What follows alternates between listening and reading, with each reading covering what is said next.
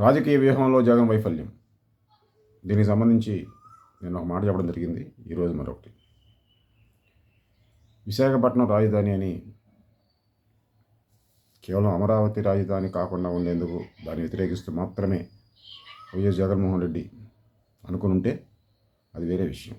అయినా కాకపోయినా తెలిసి నెత్తికెత్తుకున్నా, తెలిసి నెత్తికెత్తుకున్నా, విశాఖ రాజధాని అన్న మాట నెత్తికెత్తుకున్న తర్వాత దాని లెక్క దానికి ఉంటుంది. దేశవ్యాప్తంగా ఉంటుంది, ప్రపంచవ్యాప్తంగా ఉంటుంది.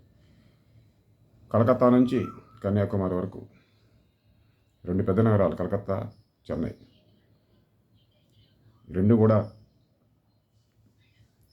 ముంబై లాగా, విశాఖపట్నం లాగా టూరిజంకి కానీ, ప్రశాంతతకు కానీ, శాంతి జీవనానికి కానీ పేరునికి కానీ కావు. చెన్నై, కలకత్తా కొంత దురుసుగా ఉంటాయనే పేరు కలిగినటువంటివి. వీటి మధ్యలో ఉన్న విశాఖపట్నం రాజధానిగా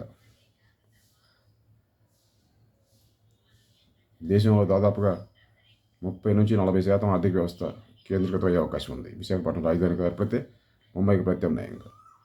ముంబైలో ఉన్నట్టే స్టాక్ మార్కెట్ లాంటిది విశాఖపట్నంలో ఏర్పాటైతే మొత్తం భారతదేశ స్థూల జాతీయ ఉత్పత్తిలో 30-40% అది హోల్డ్ చేస్తుంది, దాని చుట్టూ కేంద్రీకరిస్తుంది. ఇంత పెద్ద పని ఎత్తికెత్తుకున్న తర్వాత దానికి తగ్గ బరువుని, దానికి తగ్గ హుందాతనాన్ని, దానికి తగ్గ పరిణతిని జగన్ ప్రదర్శించలేకపోతే ఏమవుతుంది? ఒక్క జగన్ అధికారం కోల్పోవడమే కాదు, దాని చుట్టూ అనేక సమస్యలు వస్తాయి. వైఎస్ జగన్మోహన్ రెడ్డి పెద్ద పెద్ద పనులు ఎత్తికెత్తుకునే నేతలు దానికి తగ్గ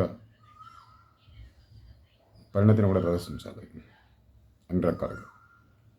కమ్యూనిస్ట్ ఇండియా వర్దిలేను, కమ్యూనిస్ట్ కులం వర్దిలేను.